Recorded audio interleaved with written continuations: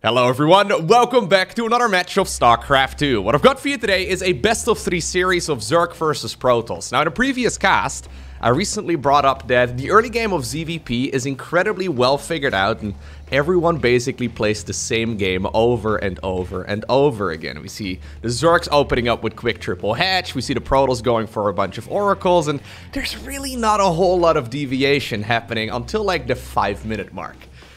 Now, if we're gonna see any sort of spiciness in this particular matchup, I think it's gonna come from the Zerg right here in the bottom left-hand corner of the map Starchild. That's map number 1 for today. Playing here with the red Zerg drones from Vietnam. We're looking at MeomaikA's main hatchery. I haven't casted a series of MeomaikA on the channel. This is what I'm talking about. He's going for... what is this? Like a 15 pool? 16 pool? This makes no sense. Anyways, his opponent in the opposite corner, playing here with the blue Protoss pieces from Germany. We're looking at ShoWTimE's main Nexus. I haven't featured this man before on the channel, but over the last couple of months, he's really been doing well. So he's currently the rank 87 in the world overall, but he's been taking games and series off of really strong players that you would not normally expect. And one of the things that he does is play weird strategies that don't really make a lot of sense. Like basically, StarCraft 2 in a way, right, is quote-unquote solved, at the very least as far as the early game goes. People, they have done the math, they have, you know, run the numbers, and it's optimized in the early game to go for a certain set of structures in a certain order at a certain time, right? Just if you want to get as much stuff in the mid game as possible, that's probably what you should do. MeomaikA here going pool first, into a hatch on the low ground, into a delayed gas. All of it is a little bit tricky, and right from the get-go, ShoWTimE is going to be forced to respond. Rather than going for the Nexus at 20 supply first, he decided to go for the Cybercore first, and then into a Nexus. Now, there is definitely an argument to be made to play what is technically considered to be a suboptimal strategy, just because the opponent is very comfortable playing against the most optimized strategy. They're gonna have to adjust. And StarCraft players in general, okay, we're not very good at playing on the fly. I mean, some of us are, but at the very least I know in my own games, if someone's doing something weird, I learn how to respond against that sort of thing next time by watching the replay after I lose. If that makes any sense, right? So ShoWTimE, he's usually a very defensive player, but it's gonna be, yeah, it's gonna be a little bit spicy. So he did kill the scouting worker over here. Adept is out in time to at the very least get rid of those Zerglings, but I'm excited to find out exactly what ended up going down in these games, just because ShoWTimE is one of those guys who's very good at just playing a normal game of StarCraft 2, but now he's forced to go up against MeomaikA in a best of 3 series on a bunch of new maps. So this was recently played. This should not happen. Yeah. This was recently played during the TLMC map tournament. So all the games in this best of 3 are going to be played on, well, a bunch of maps that you've probably not seen all too much just yet. I did feature Starchild before. By the way, there's no third hatchery. What an... He's still mining gas as well. 36 out of 36. Small little supply block. Okay, there's the third hatch. Why are we still mining gas? Anyhow... MeomaikA, he's forced to deal with a bunch of adepts right now in the main base. Link speed not done just yet. 6 more drones coming up. So basically he's saying, yo, I'm gonna eat a couple of those drone losses, because eventually I'll probably be able to get rid of those adepts, even pulling a couple of the boys right now. 3 workers ended up going down, 4 workers ended up going down. Adept is gonna shade to the front, Queen's waiting for it. Good move. And now the lair starts up immediately. So normally what you do is you pull the drones out of gas, so you can actually make sure that you, well, get maximum mineral income. Because early on for Zerg, all you really need is drones, Zerglings, and Queens. And those units have one thing in common, they don't actually take any gas. ShoWTimE scouts the timing right there of the lair. This is a good while earlier than when we normally see it. Most of the time at this point in the game, we may see like a Roach Warren or maybe an Evo Chamber or something along those lines, but not a lair. Usually that's delayed a little while longer. ShoWTimE though, not bothered by it. I actually love this response here from him. Going for a good old Nexus right there on the low ground. Trying to play a normal game. I mean, theoretically speaking, right, the most optimized builds, like for example the one that ShoWTimE is playing here, they should also net you more resources in the long run. So as long as ShoWTimE can get back to his baseline strat, he should be a-okay. He's been forced to make some... whoa, okay, that's a really quick hide. He's been forced to make a couple of... I thought it was going to be a Spire or something. Anyways, he's been forced to make a couple of adjustments, but nothing all too crazy here. ShoWTimE, by the way, I don't think I mentioned that just yet. He is the current rank 17 in the world overall. So, very, very strong Protoss player. He's been playing this game for 12 years, probably. He's been very strong for the better part of a decade. And yeah, certainly someone who is favored in this series. Okay. So the Hydra then. Hold up right now. So we had drones in the gas. Second gas taken really early. Here's the general goal for Zerg versus Protoss for Zerg in the early game. Zergs, normally, like all the best Zerg players in the world, they will try to squeeze out as many drones as possible. They try to go up to 66 workers. That's 3 base saturation, ASAP, without making any units preferably. They'll be forced to make a round of Zerglings. They have to go Spore Crawlers and Queens and all that. But the idea being that if you have the drones mining for a long time... ShoWTimE not expecting Hydras in the middle of the map.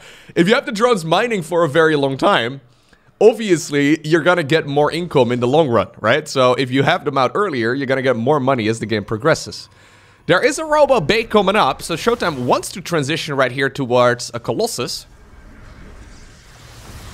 But he's not there yet.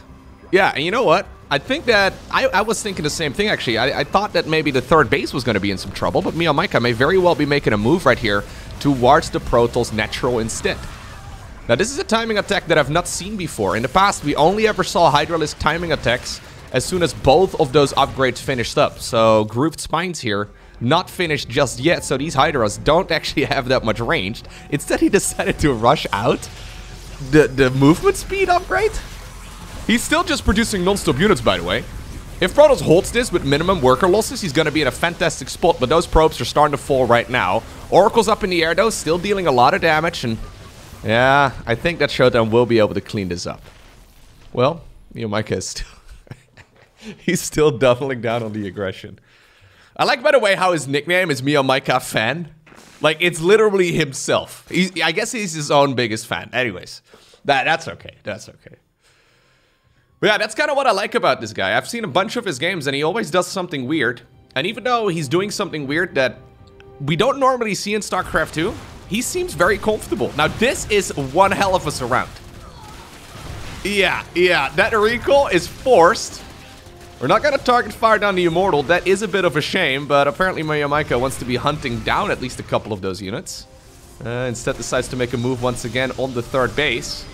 ShoWTimE uncharacteristically out of position, and some of that may very well be because of the fact that we are playing on Starchild.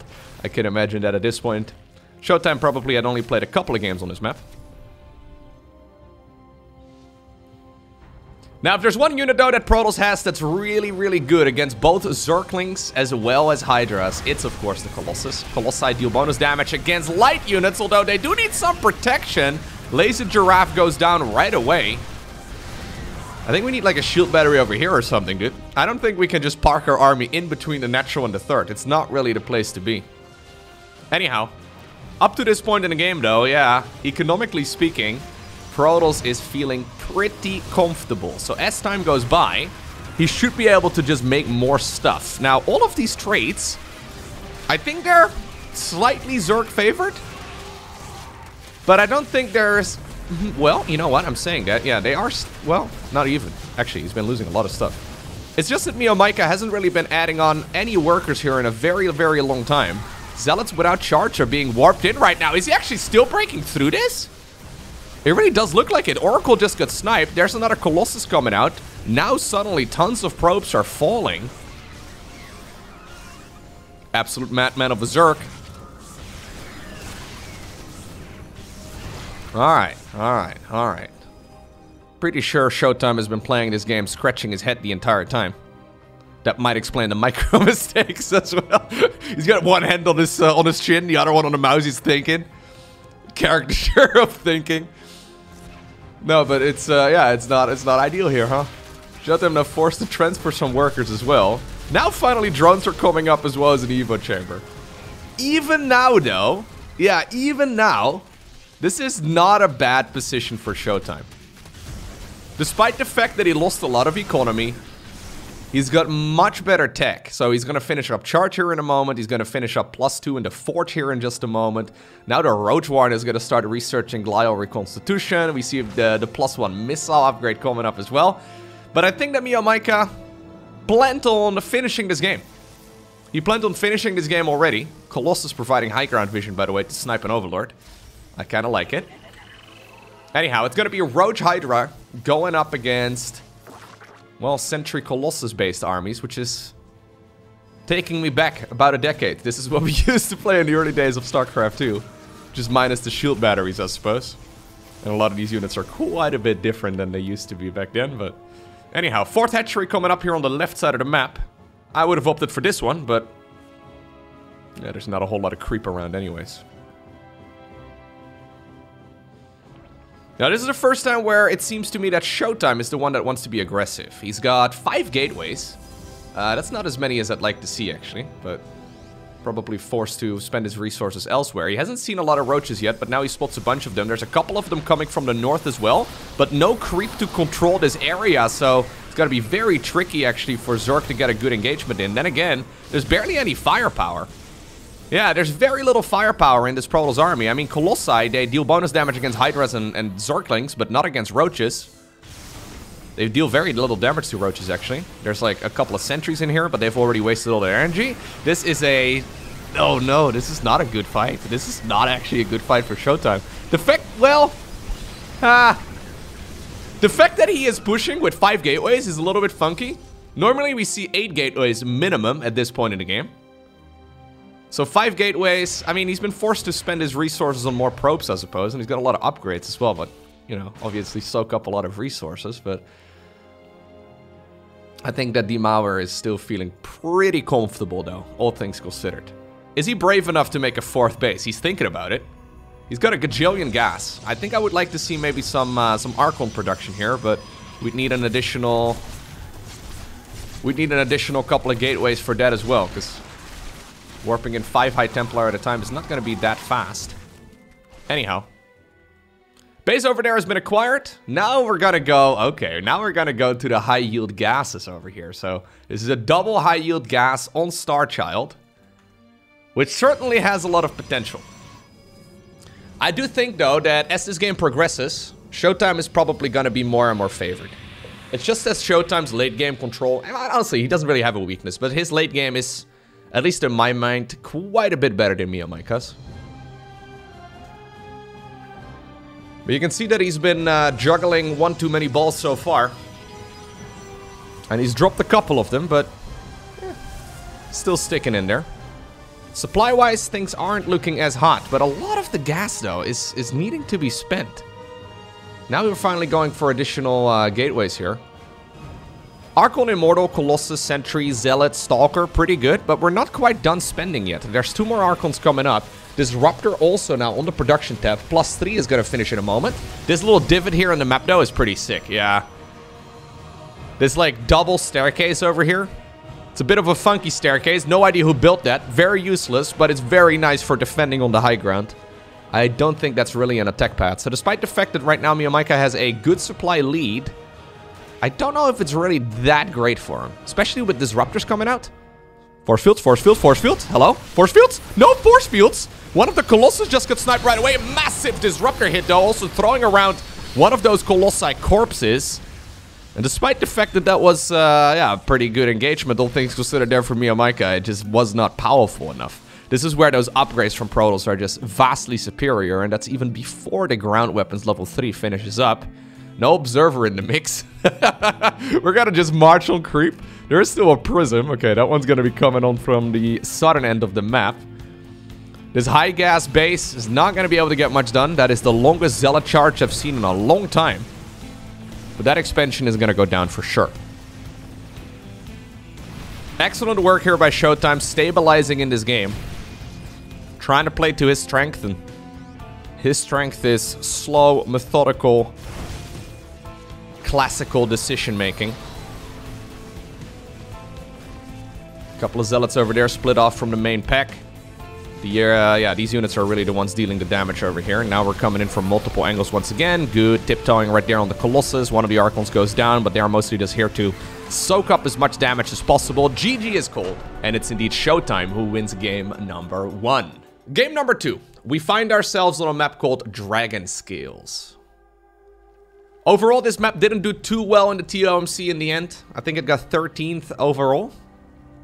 When I did my initial impressions of this map, though, I thought it was pretty good. So it's in the standard category, nothing all too fancy, but yeah, I think in the standard category there were just other maps to choose from as well, and people just, oh my god. Look at that decoration around the main base, that's sick. Sorry, getting a little Oh, I've never seen these decorations before, that's awesome. Anyways, what are we gonna do, MeomaikA? What are we gonna do, MeomaikA? Hold up now. Where are we going? There's no golden base or anything, dude. Hold up now. Whoa, we've got thunder and lightning, red ones. Anyways, I'm gonna follow this drone around. I think that this is gonna be one of those classical Bly openers, huh? Where we see the hatchery first on the low ground here, as per usual. While also simultaneously sending out a worker early on to then build another hatchery in the opponent's natural. Yeah. Maybe MeomaikA is kind of like Bly 2.0, man. Bly hasn't been able to play the game all too much lately. Well, he did have some good showings in the DreamHack Atlanta, like, regionals overall. Yeah, maybe MeomaikA can, take the crown of the guy who plays Zerg with the crazy strategies, huh? Anyways, this is something that ShoWTimE is going to be comfortable against. Even though this is not a very popular build right now, historically speaking, we've seen this build pop up all the time. So, no cancel? All right, that's 300 minerals plus the drone down the drain. That is rough. I can almost imagine ShoWTimE sitting behind his computer with his perfect posture. Yeah, with a little smirk on his face. That is exactly what you want to see. So you want to pull 4 probes, get yourself one of those zealots working on the hatch as well, and then you can send the zealot in for the counterattack. Look at him. 1 confirmed kill. You love to see that. It's actually interesting to me, though, how, like, maps that would have absolutely demolished map contests back in, like, 2016 are now not even breaking top 5. Right? Isn't that kind of cool? Like, this map, as far as layout goes, nothing all too crazy, pretty standard. It looks absolutely gorgeous. And apparently, yeah, it doesn't really break, you know, the top 5. Maybe there's something wrong. I don't know. Maybe there's something wrong with the map. I'd have to see a couple more games on it to figure out exactly why it didn't do so well. In general, it's a popularity vote, so the popular vote determines who wins. And as you may have already guessed, most of the StarCraft fans are going to vote for the crazier maps. If there's a map with a water slide on it, right? One directional pathing, that one's going to win for sure. This is a, you know, a standard category map, meaning that it doesn't really have anything too spicy. Anyhow, not a good start here at all for the Zerg. Gotta be very careful here, dude. Those 2 adepts are being microed properly. A couple more drones. I think one of them will go down. Ooh, okay, that was close. Yeah, one of them did indeed go down. Oracle, though, as a follow-up here from ShoWTimE. This is not something that the Zerg knows about just yet, but he's once more leaving drones in gas. I just want to explain real quick why this is a big deal. There's no point for this gas. Like, we're sitting, look at this, look at the resource right now. What are we doing with 200 gas? Everything Zerg buys in the early game is 100 gas at most. Maybe plus 1 armor. Plus 1 armor, plus 1 carapace for ground units. That one's 150 gas. So we're sitting at... Okay, now we go for a lair. We're sitting at a healthy amount of gas for no apparent reason. And this is kind of what I find interesting about MeomaikA's play. He seems comfortable playing like this. Like, he's been successful. He's been, you know, finding success, and he clearly knows that everybody else pulls the drones out of gas. So he fully intends on doing this. it's just, it feels uncomfortable, you know? As someone who's watched a lot of games of StarCraft 2, you won't see Cyril really flooding 250 gas before he finally starts up a lair. That is like a minute of additional gas mining that didn't really need to be there. You know what I mean? I gotta say, I like the thunder here. That's like a planet below this platform that we're currently on. I don't know what's happening there, but... Anyhow. Are we once again gonna do a Hydralisk rush? This Adept over here being a bit of a nuisance, but honestly, this could work out decently well. The 2 Adepts are gonna go down at the very least. Ooh, okay. No, that's not a Hydra then. Although this may very well get spotted. Nidus network coming right up. Does he click it? He needs to click it. He didn't click it. He did. Okay, well now he clicks it. Okay, so now he knows what's going on. Revelation right there is gonna provide ShoWTimE with all the vision that he needs. Still. It's gonna be hard to hold on to this third base, actually. Is that the plan? Is this a third base snipe strat? Because he got spotted just now, and normally Nidus Worms are a build order that you want to hide, right? It's a sneaky little build where you're like, haha, catching my opponent off guard. But what exactly is ShoWTimE gonna do if there's a Nidus Worm right over here? Or like right over there? Yeah, right over here. What are you gonna do about it? Nothing. It turns out he's not gonna do anything about it. That thing is gonna go up for sure. Well, never mind. Yes. There's queens in there, though. No transfuse? Didn't even need it. He could have transfused. So if you put the high energy queens in first, they also are the units that pop out on the other side first. Yeah, they must have been on creep though, right? Oh, he's gonna... He saved them using the Nidus Worm. He was waiting for some more of that creep to go around. Yeah, this third base is dead. Problem is though, very similar to what we saw in the previous game, MeomaikA's economy here on the back of this is horrible. We're talking, well, now he's finally droning. We're going into a Spire right now? Alright, man. I mean, spreading creep around here is going to be very obnoxious for ShoWTimE. Because at this point, yeah, he's making units to make sure that he doesn't die to a Nidus Worm, but he's not going to be easily able to take a third base. Ooh, nice force field over there, though. That force field was gorgeous. That's textbook force fielding right there. Sniping a lot of Zerglings for free. Spire. Unscouted. Unchecked. I mean, to be fair, StarCraft in the end is a game of units fighting other units, right? And if you have the right units at the right time, you can deal critical amounts of damage regardless of economy. This is so close to being scouted. Oh no. I feel bad for ShoWTimE if he loses to a bunch of... if he loses to a bunch of Mutalisks. Yeah, he doesn't see. He does not know. Okay, now there's an observer out. Nexus is being reacquired, but this is a good couple minutes later than you ideally have it. But ShoWTimE's still sitting at 55 workers. Like, he still has more economy right now than... Well, maybe not, because MeomaikA doesn't, you know, yeah. Well, yeah, actually, no, he's fine. Anyways, he doesn't have the most brilliant spread on those probes, but... he's got a good amount of eco. Here's the problem, though. What unit for Protoss shoots up? It's literally just this Stalker.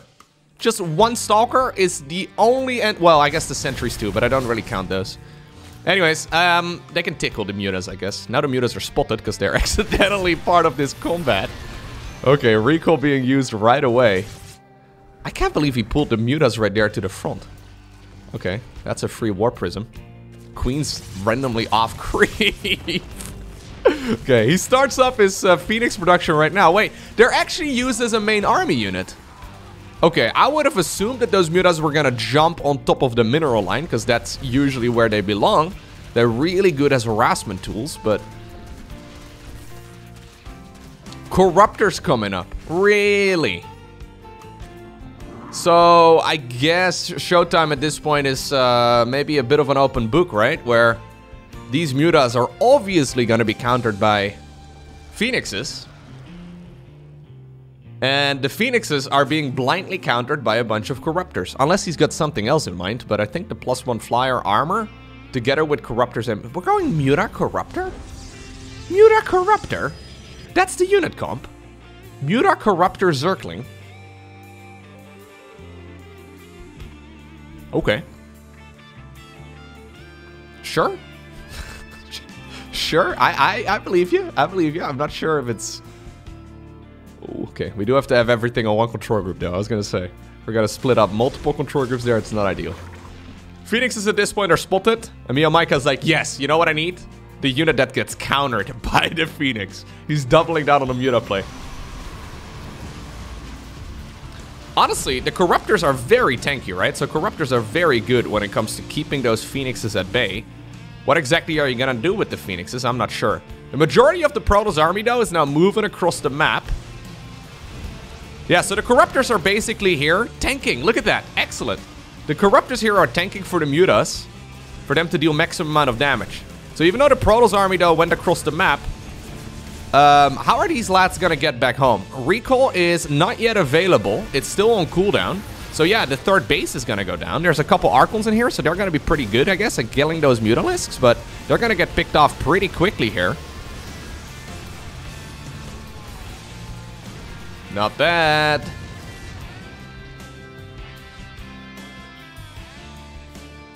Third hatch is down, though. So this is 2-base Zerg going up against 3 Nexus Protoss. So this is now becoming do or die here for MeomaikA. He needs to clean up this expansion at the very least in order to justify losing his own third hatch. I'm so glad that after 12 years of StarCraft 2, there's still like new names popping up. I mean, he's not really a new name. He's been around for a long time, but it's, yeah, it's nice to see people at the competitive level. There it is. And that means that our final game for today is gonna be on Lazarus Wastes. I did cast a game on this map already. That was an excellent Zerg versus Terran between Gumiho and Solar, if I'm not mistaken. Anyhow, this map, yeah, looks incredibly promising. I like it a lot. MeomaikA, by the way, ended up winning the Oceania Regionals for DreamHack Atlanta 4-0 over Probe in the Grand Finals. Now, obviously, the Oceania region is not necessarily the most competitive region of StarCraft 2. But there's no denying that, you know, Probe has been having a good old time. 15 pool. 15 pool? Why 15? I don't get it. What's the point of a 15 pool? Because you have to have an Overlord for it. Anyway. I'm going to actually try and keep close eyes out right here on the exact builder that he's playing. So, I think that was a 13 Overlord into a 15 supply spawning pool. Now we're going to go for a hatchery, at the very least attempted on the low ground, but there's a probe ready to block it. Although, if he's fast enough, yeah, he can get it. Okay, so 15 pool, 17 hatchery. So that's the supply count, by the way. Alright, so no gas. So this gas is delayed. I think that gas is forcing ShoWTimE to go for a Cybercore first rather than the conventional Nexus. Yeah. Because the problem is, there's going to be Zerglings across the map pretty quick. It's 6 Zerglings this time around. Is he going to add on more? In game number 1, ShoWTimE decided to not go for a Zealot. He decided to wait until the Adept came out. This map does have a pretty long rush distance, but at least it looks like it on the minimap. I'm not 100% sure. We're gonna rely, like that's... It's gonna be very close. Actually, it's not gonna be close at all. I take that back. He's gonna now start up an Adept. Chrono boost on it right away. Okay, yeah, full wall-in. Okay, so this is a temporary wall-in right here for ShoWTimE. I think making a Zealot is easier, though. Yeah, making a Zealot would be much more straightforward. No cancel. Yikes. One reason, by the way, why we may not have seen a cancel in that previous game and not in this one either is because of the ping. So I'm assuming this is played on the NA server to make it like equally bad for the both of them, but Vietnam and Germany are not particularly close. Like geographically speaking, that is. They're pretty far apart, so if you're forced to play at like 150, 200 ping, you try to cancel at the last second, you might accidentally... I don't know what the pings are actually, I'm not sure. I don't really know too much about Vietnam. Anyways. Yeah, it does make it a little bit tricky, that's for sure. Okay, so spore crawlers are coming up. Are we mining gas again? Of course we're mining gas, Lowko. For no apparent reason at all. We're gonna start up a lair at like 250 gas. Love to see it. Okay. These adepts have been very annoying though.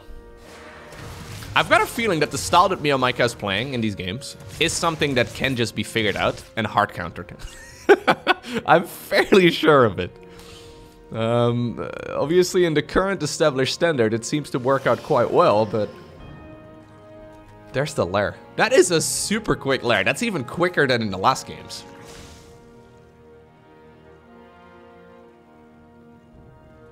Anyways. A little bit of harassment, just tickling away at that oracle, fair enough.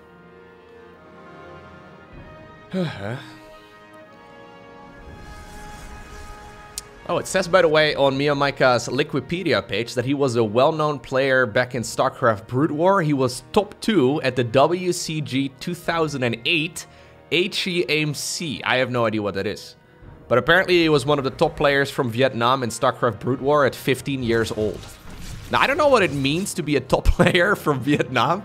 I can't come up with a lot of players from Vietnam, but, you know. It sounds impressive when it's read like that, that's for sure. Hydra then, once again coming up. So, Hydras are considered to be the worst Zerg unit in the current meta of StarCraft 2. What's ironic about it is that he seems to be rushing it. Well, maybe Swarm Hosts are considered even worse, but like, those are barely a unit. Hydras are very shaky. So I kind of like this build in game number 1, but this time around it's without a third hatchery even. So are we... Okay, he is going to take one here eventually. This is a spicy build though. Taking a lot of losses, being forced to very uncomfortably micro against those adepts, creating a lot of panic. You don't have to play like that, but... Anyhow, ShoWTimE is going to try and take his third Nexus right now. And there's the Spire. Wait, Hydra then into Spire all on 2 bases? Ha! What are we gonna do with those? So the problem is you're gonna spend your gas on the Hydras, and then you're gonna have gas by the time that the Spire finishes for like 5 mutas. Okay, not even that. Maybe 3. Unless you don't make a lot of Hydras, at which point the Hydra then doesn't make sense. I'm assuming he's gonna push out again in a moment, by the way, but maybe I'm wrong. So, one problem right now for ShoWTimE, though, is that he's seen the same build as he saw in game number 1. So he's now spotted exactly what he saw in game number 1 as well, with just a bit of a different, you know, order, I guess. Faster lair, later third. So I'm assuming he is expecting another big attack here. Yeah, so he's doubling up on the shield batteries. But this is actually muta play. This makes very little sense, but it might just work. That Spire, yep, is gonna be, oh my god. Okay, yeah, ShoWTimE is putting his opponent 100% on the same build as it was in game number 1. Now let us have a look at the unit tab. Immortals, don't shoot up. Adepts, don't shoot up. The sentries do. The sentries can technically tickle against 9 mutas with +1 flyer attacks. Okay, this man is now playing the series rather than the opponent, and you know what? I kinda love it. The only problem, though, is that he's gonna have to deal with this actual ground army over here, too. Again, normally mutas are an harassment unit. But in this case, I don't think you have an option. You have to fight this army. Yeah, he's just doubling down. He's just doubling down on muta play. No! You can't counterattack, mate! You can't. You just don't have an option. You gotta fight this head on. Okay, right away. We do see these sentries being targeted down. Hydras are gonna run away from this area of the map, and, well, this is a bit of a problem right now. Okay, so Phoenixes are coming up. Using mutas as a main army unit. The problem with mutas is not so much the damage, they're really strong, but they are very flimsy, like they're like paper planes. Yeah, now those batteries here are still very helpful, huh?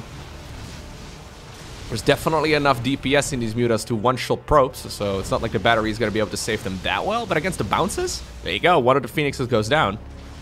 It's not terrible. I like how he's still harassing this base, even though, you know, he knows that there's other bases too that have much less resistance.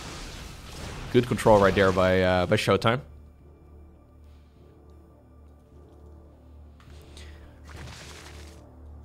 This entire approach is different than what we normally see. So, in game 1, we saw super late upgrades. Like, okay, every Zerg that's good at the game, at the highest level of play, they focus on economy. Economy is their main goal. In StarCraft, more stuff generally beats less stuff, even though, you know, unit compositions and unit counters are certainly there. More stuff is pretty much always superior.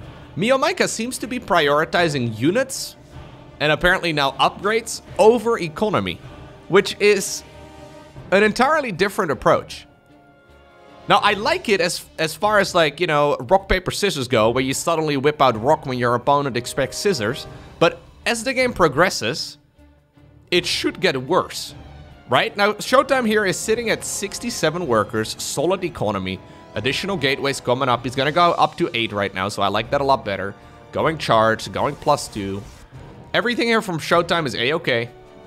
And he should start outgrowing Zerg here as this game progresses.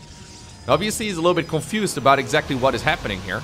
So I wouldn't be surprised if he's going to be playing pretty cautiously. But theoretically speaking, ShoWTimE should be able to outgrow the Zerg. He's going Storm right now as well. So we're going Hydra Ling, no Banelings, just Hydra Ling together with Mutas. Bit funky. A little bit funky. Phoenix is chasing down whatever they can. Mutas just now spotted that 4th Nexus as well. Beautiful control right there by the German.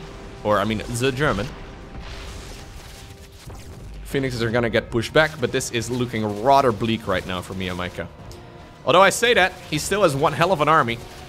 I think he may want to go for an attack. Yeah, 1-1 just finished up. Is this the time where we want to fight? It might just be. Storm is done, though.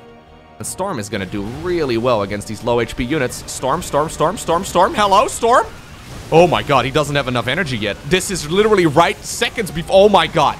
This is seconds before Storm. Oh, no. So he didn't have enough energy on those High Templar. Oh my god, no way. ShoWTimE's army just got decimated. Like, this is a Zerg army that has put all of its points in damage and 0 in survivability. If you would have hit literally like 3 seconds later, that would have been like 5 more Storms. No way. GG.